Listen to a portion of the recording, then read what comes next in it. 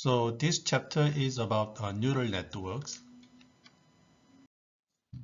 The goal of machine learning is to build an intelligent machine which can learn from data or experience. Uh, but we already have a very nice, very excellent learning model actually in our skeleton, which is our brain. So human brain is known to be the most intelligent learning model as far as we know. So the basic idea here is, why not imitate the behavior of human brain in order to build a nice intelligent machine learning model? So that's the basic idea of this neural network model. Okay. So one way to build intelligent machine is to try to imitate the human brain. And this neural network method model is a machine learning model which mimics the behavior of a human brain. And that is the subject of this chapter. This slide shows a short introduction of biological neuron. A neuron cell consists of a few different parts, including dendrites, a cell body, an axon, and the synapse. So this is one neuron, and it has a main cell body called the nucleus or soma. So dendrite is kind of input. So this cell accepts input through dendrites. Okay, so there are many dendrites. So this cell body accepts input through many dendrites. So this cell body nucleus does some computing in the cell. Actually, we don't know what is going on in the cell, but it does some computing, which we actually do not know. Okay. But anyway, some computation is done here, and depending on the result of the computing, this cell sends output signal through axon. So sometimes there is no action here, no signal here, or some other times there are signal going through axon here. Okay, so this is axon is kind of output, and this dendrite is kind of input of the cell body. So we have another cell here. So again, same thing. This cell has a cell body and many dendrites. So depending on the dendrites value and the cell body, it generates output through axon here. And this axon is actually connected with other cell through a synapse. So this axon output is transmitted to another cell through a synapse. One thing interesting here is this synapse actually becomes wider or thicker when there is a lot of traffic going through here. So when there is a lot of traffic here, this synapse becomes thicker, wider. On the other hand, there is less and less traffic, and this synapse becomes thinner, smaller, and eventually it's going to be removed. Okay, so that's the interesting property of synapse. So that's a basic mechanism of one neuron cell. So again, a dendrite is you read electric signal to the cell from a dendrite, and cell body it does some computing, okay, in cell body. And actually, we don't know what exactly is going on there, but definitely there is some computing there in the cell. Axon is it's one long fiber. Okay, so when the computing is done, the output is transmitted to other neuron cell through axon. Okay, that's output of cell. Synapse is a connection between two cells. Okay, so output of axon is connected to other cell. Okay, by using synapse. And again, this width of synapse depending on the traffic of the synapse. Okay.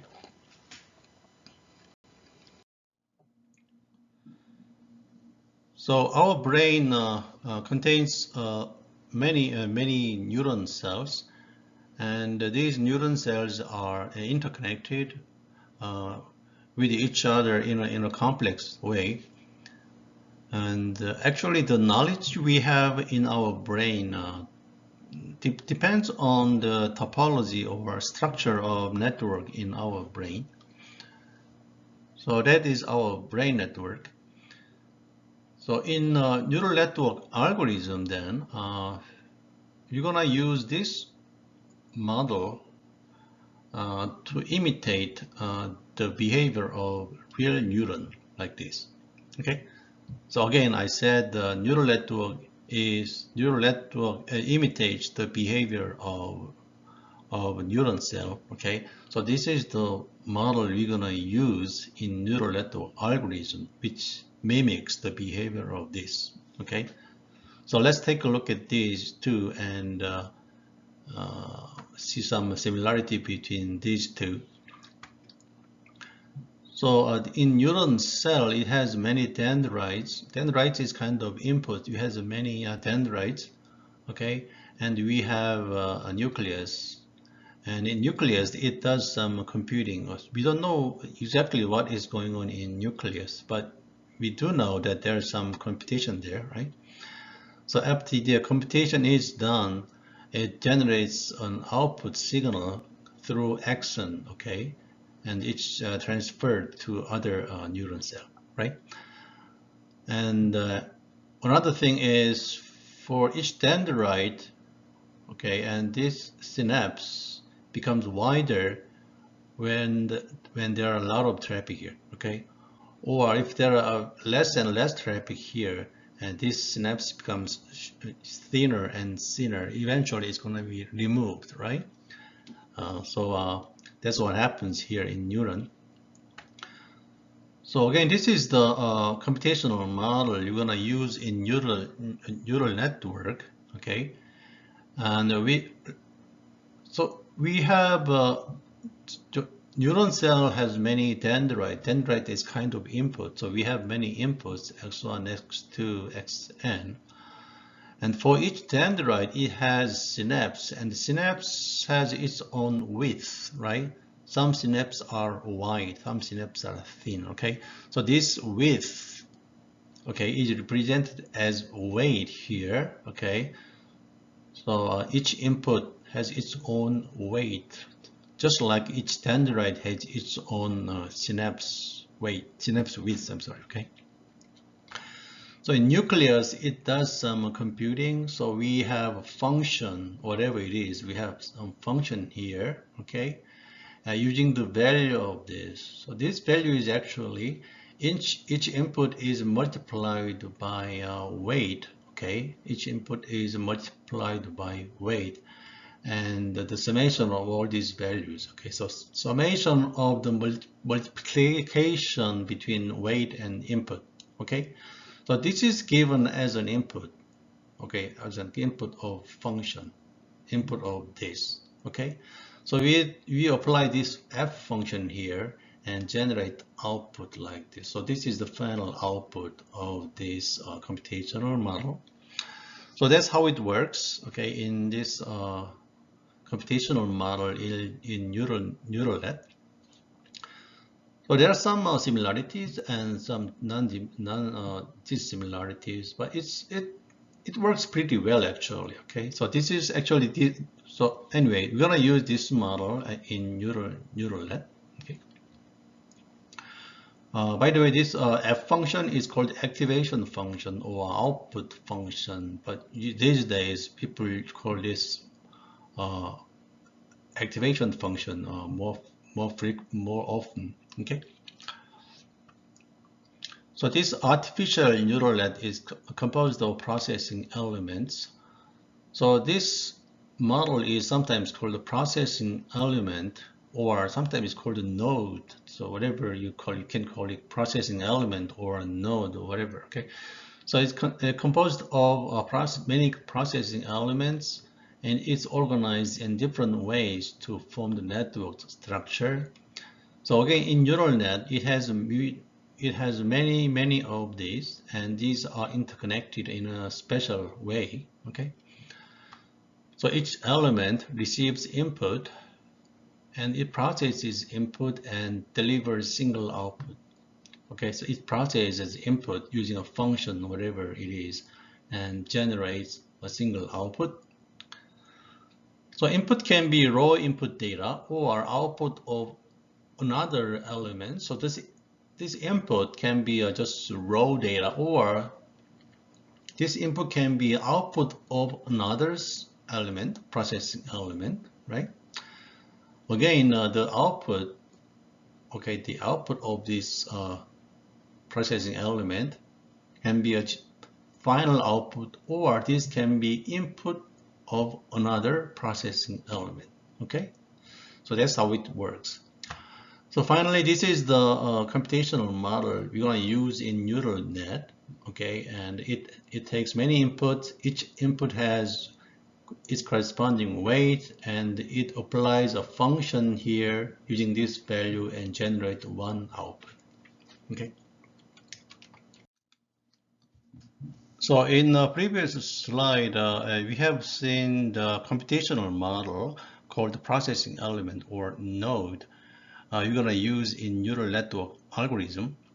Okay, so in neural net algorithm, we have many of processing element, right? And these are interconnected in a special way. So this slide explains the way these processing elements are interconnected. So in many of neural network algorithm, actually we have three kind of layers. Okay, so we have input layer. By the way, each square here means node or processing element. So we have input layer, and we have a hidden layer, and we have output layer. So for a certain neural net, we have one input layer and we have one output layer, but we may have a multiple hidden layer. Okay, we have one input layer, one output layer, and it can be many hidden layers. Okay, so that's the basic structure of neural network. So again, and then each input is connected to every hidden node here. Okay, and again, this input node is connected to every hidden node here. Same thing here. Okay, and then in every node in hidden layer is connected to every output node here. Again, this is connected to every output node here, and same thing here. This one is connected to every output node here. Okay, so this is the basic structure of a neural network architecture.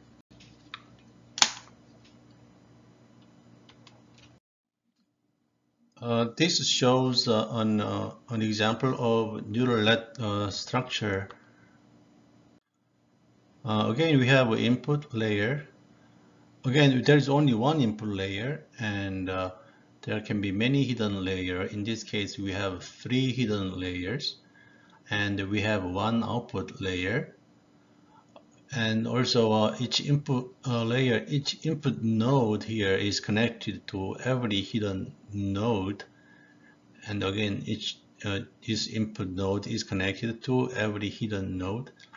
And in this hidden layer, this one is also connected to every hidden layer here. And this one is also connected to next hidden node here, etc. Okay. And finally, this hidden node is connected to every output node here. Okay, so that's basic structure. And again, I said that there can be many hidden layers, but there is only one input layer and one output layer. Okay.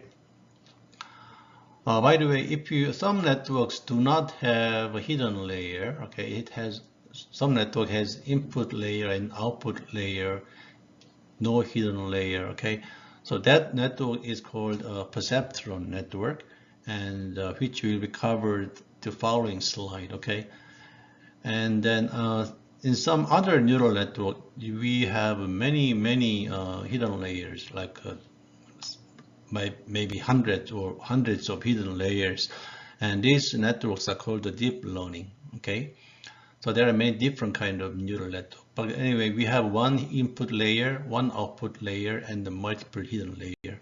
Okay.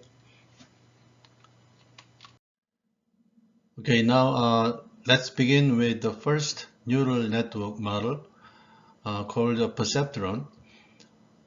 So perceptron is a neural net with input layer and output layer only, and it doesn't have a hidden layer. So if you take a look at this picture here, so this is actually the computational model of neuron cell. And if you remember, in computational model of neuron cell, it takes input, okay, and each input has corresponding weight, okay, and then there is a function f, okay. Okay, so each input is multiplied by its weight, okay, and we do summation here, and we do a function here, okay, and this function generates output. That's a computational model of neuron, right? Which was introduced in a few slides back. So in the perceptron neural net, so for this function, we have to determine what kind of function we're gonna use in this network, okay? So in perceptron network, we assume the function we're gonna use here is this, okay? So the summation of the multiplication of wi, okay, is positive, okay? If positive, then its output is 1, it generates 1, okay? Otherwise, that means this value is negative or 0, then it returns -1, okay? So this computational model, this processing element, returns the binary value 1 or minus, okay? And depending on the value of this, okay? If this value is positive, it returns 1. And if this value is negative or 0, it returns -1, okay? So that's the function you're gonna use here, okay? Again, this is the assumption we're gonna make in perceptron network, okay? In real neuron cell, I said we have no idea, okay? We don't know what's going on in the nucleus of neuron cell, okay? It does some computing there, but we don't know exactly what's happening, okay? But in perceptron neural net, we have to decide, okay? We have to decide what kind of function you're gonna use, right? So in perceptron network, we assume, I repeat, we assume the function you're gonna use is this, okay? So this function is called step function, okay? And what it does is the value of this, okay, addition of multiplication of wx is positive, it returns 1, otherwise -1, okay? So it's explained here.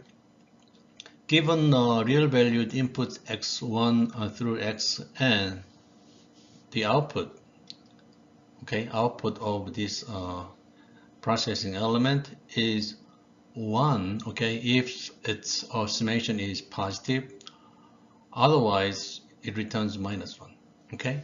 So that's the function you're gonna use in a perceptron network. Again, this is the assumption we make in perceptron network, and in real neuron cell, we actually don't know, okay? By the way, this output is, this function is called activation function, okay? You're gonna see this as activation function many times later on.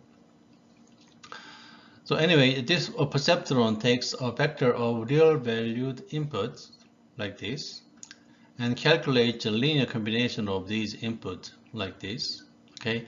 And then output using a step function. This is step function, okay? So you generate output using this step function, okay?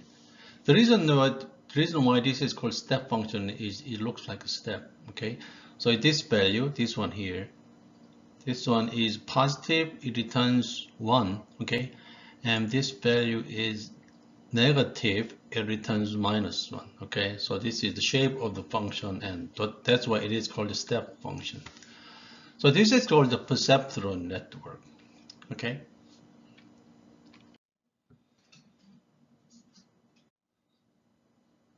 So this picture shows the structure of a perceptron network. It has input layer, and each input has a weight value here, okay? And then it has an output layer. In this case, it has only one output node, and there is no hidden layer here. So this is structure of perceptron network. In many cases, if you look at the previous slide, perceptron uses step function, and the step function says if the value of this is positive, then it returns 1, right? So for the sake of simplicity, instead of writing this, we assume there is another input x0, which is always 1, okay? And its weight is W0, okay? Now, by using this assumption, this whole thing can be represented as this, okay? So it is much simpler, okay? So these are same, okay, same, but this is much simpler, okay, to write. Anyway, so this is perceptron network, and in perceptron network, the goal of learning is to determine the value of weight, okay, so that this network generate the correct output, okay. So you give input, okay, for each input, this network should generate correct output, okay, and this output actually depends on the value of W, okay. So the goal of learning in perceptron is to determine the correct W values, okay, which enables this perceptron network to generate correct output, okay. So the goal of learning in perceptron, actually the goal of learning in neural net in general, is to determine the value of weight values in the network, okay.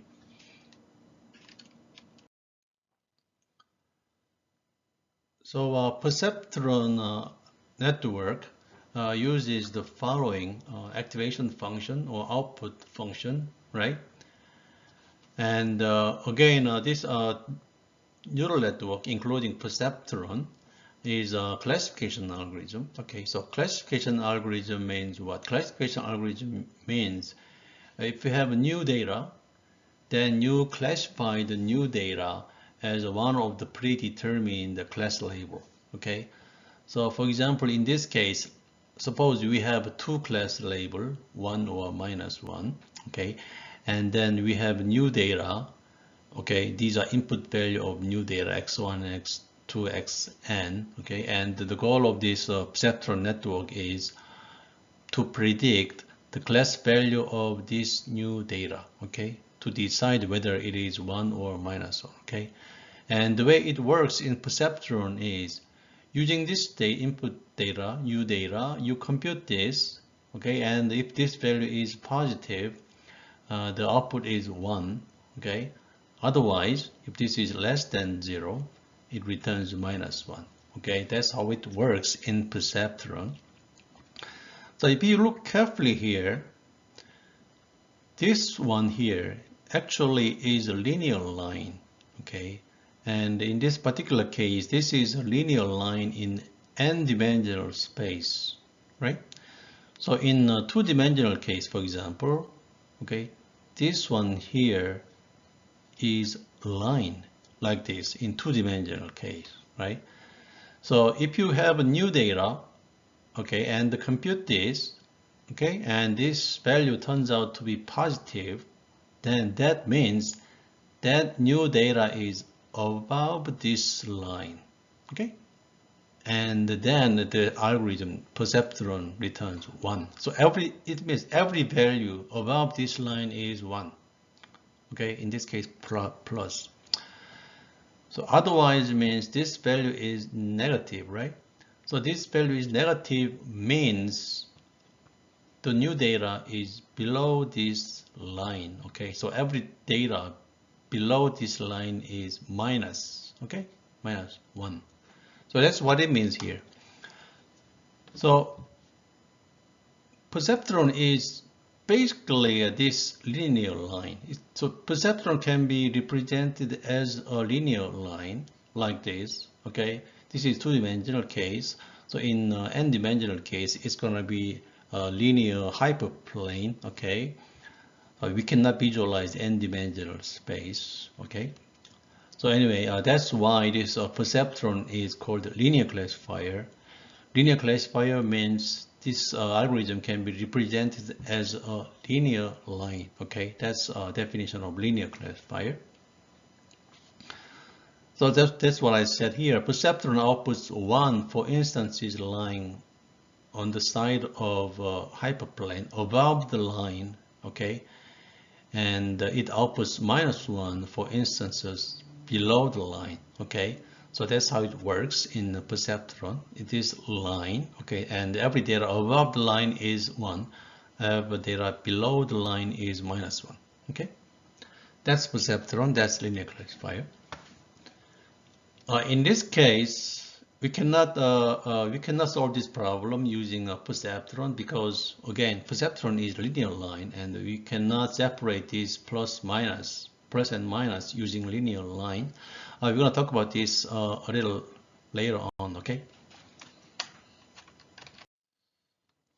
So we have seen the basic mechanism of a perceptron network. Perceptron network is very simple. Actually, this is the first neural network model. And it's simple. It has only 2 layers, input layer, output layer, and no hidden layers. And it uses very simple activation function called the step function. Okay, I explained the step function in the last previous slides, right? And also because of this structure, this perceptron is linear classifier. Okay, so this perceptron classifier network can be represented as a line because it is linear classifier.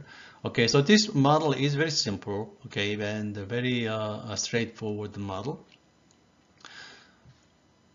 But in this slide, even though this perceptron network is very simple, it still can do a lot of things.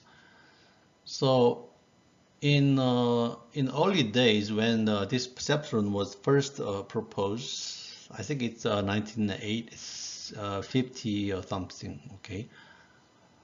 This algorithm is quite old. This perceptron can be used to represent many Boolean functions, okay. So for example, you want to implement an AND function. You know what logical AND function. So this is an example of AND function.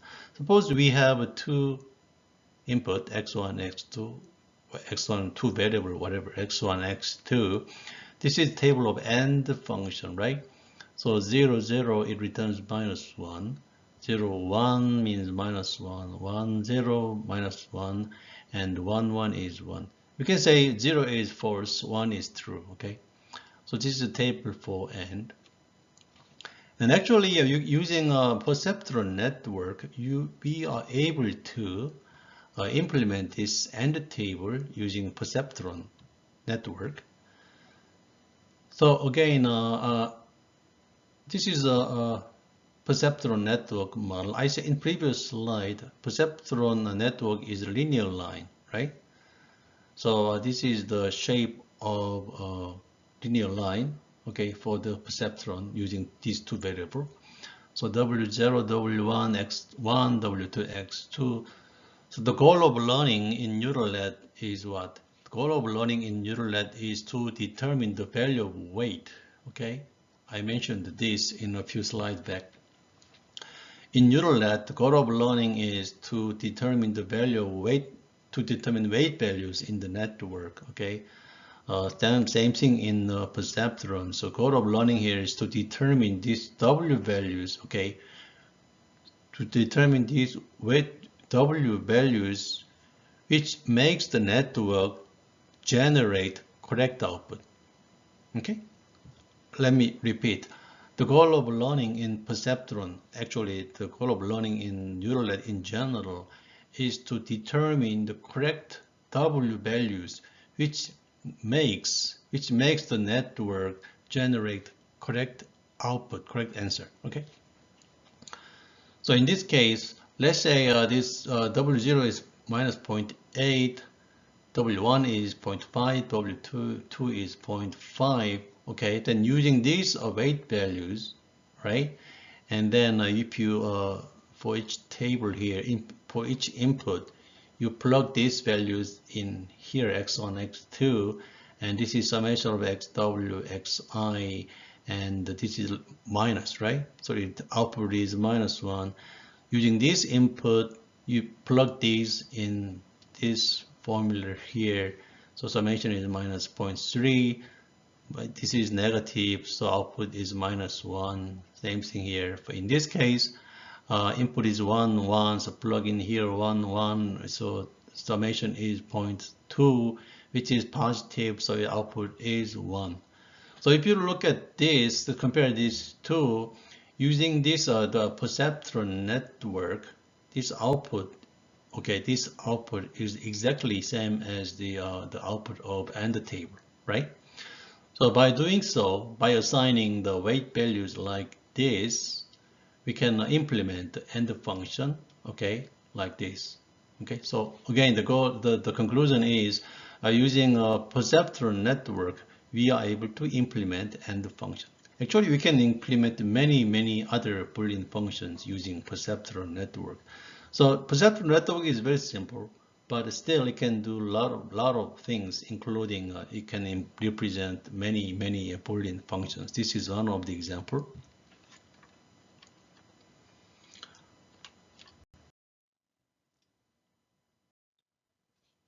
This is an example of implementing OR function using a perceptron network.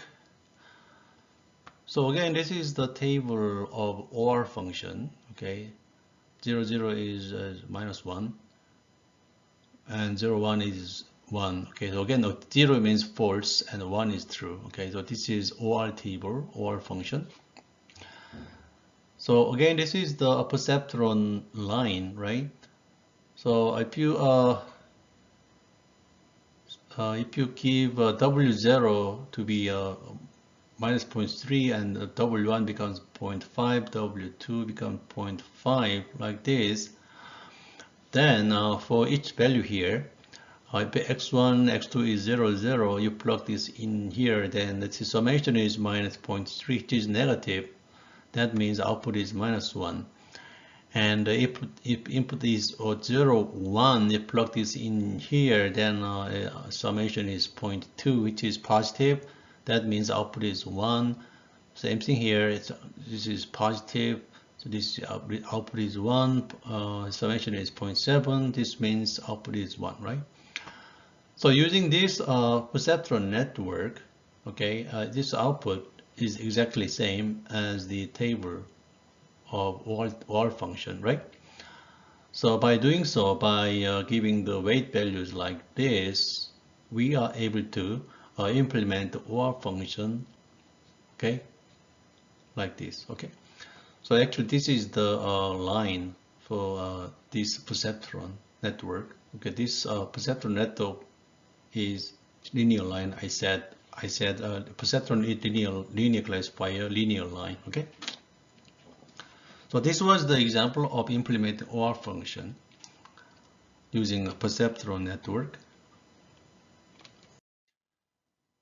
This is another example of implementing Boolean function using perceptron. But this example is quite interesting actually. So this is a table of XOR, exclusive OR, right? So if x1, x2 is 0, 0, it returns -1, and 0, 1 is 1, 1, 0 is 1, 1, 1 is -1, right? So in this case, however, It is impossible to implement this XOR function using perceptron. It is impossible. The reason is, if you put these values, okay, in a two-dimensional space like this, okay, so you have x1, x2 value, and we have binary class values plus minus here, okay. So this 0, 0, with the value of 0, 0, it output is class value is minus this, right? 0, 1, this one, class value is plus, right? For this class value 1, 0, class value is 1, and x1, x2 is 1, 1, class value is minus 1, right? In this case, we cannot represent this XOR table using perceptron, because here perceptron is a linear line, okay? So you have to separate these plus values from minus values. You have to separate plus values and minus values, okay? And in this case, you have to use linear line to separate these two values. Okay, that is impossible, okay? You have 2 plus here, we have 2 minus here. So there is no way you can divide the plus and minus using linear line, right? You need something like this to separate the plus from minus, right? So that's why in using perceptron, you cannot solve a problem like this, okay? So this problem is very simple, but using perceptron, you cannot solve this problem because perceptron is again linear classifier, okay? And it is able to solve it solves only the linear problem only, okay? So this problem is non-linear problem, and so we cannot solve this problem using perceptron. So that's the problem of perceptron network. So because of this problem, again, you're gonna solve this problem, XOR problem, using a neural network. Later on, we use what is called the multi-layer network, okay, and this was introduced to solve this non-linear problem, okay. I'm going to explain this later on.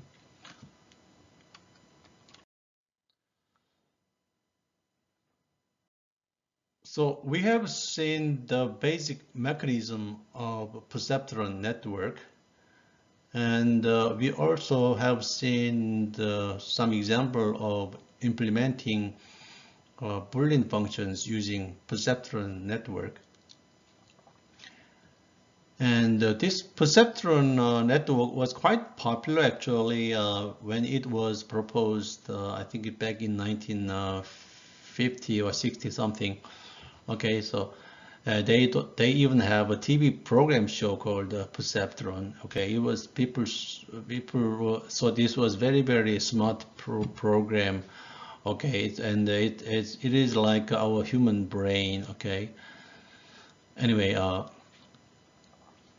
so perceptron was from today's perspective, this algorithm is very naive, too simple, too naive. But in those days, people thought this was a very smart program algorithm. Okay, so anyway, it was very popular until these guys published a paper in 1968. So these guys, Ravi Minsky, these guys are from MIT. They published a paper in 1968. Basically, what it says here is this perceptron, okay, cannot be separated if the data is non-linear. Okay, so the data, so basically what it means is perceptron network can separate linearly separable data only. Okay, so if the original data is non-linearly separable, then perceptron cannot separate those data. Okay, that's actually these are these are what we have said in previous slide. In previous slide, I said in XOR table we cannot solve the problem using perceptron because perceptron is linear classifier. Okay, and XOR table is non-linear problem, right? So that's actually we have mentioned this in previous slide. Actually, and this guy actually proved that the perceptron is linear classifier and it cannot solve non-linear problem. Okay. So perceptrons are painfully limited. It is linear line actually. Okay, it turns out to be just simple linear line. Okay, so perceptrons are linear classifier, so those cannot even learn a simple XOR function. Okay, it cannot learn a problem as simple as XOR. Okay, that's a limitation of perceptron network. So because of this paper, after this paper, actually this perceptron network is actually gone. Okay, nobody care about perceptron anymore. Okay, and actually the interest in entire neural net, okay, is actually completely disappeared. Okay, nobody worked on neural net anymore, and even people thought, you know, even the neural net itself is even kind of a fraud. Okay, so nobody worked on a neural net from this paper, okay, and on. Okay, so this year, okay, it's kind of the beginning of the dark age of AI. So because of this paper and this event, nobody care about neural net. Actually, nobody care about AI in general. Okay, so we call this year the beginning of the dark age of AI. This means nobody care about AI, nobody care about neural net. Okay, up until we have a multi-layer neural network with backpropagation algorithm, which I'm going to explain later on. Okay.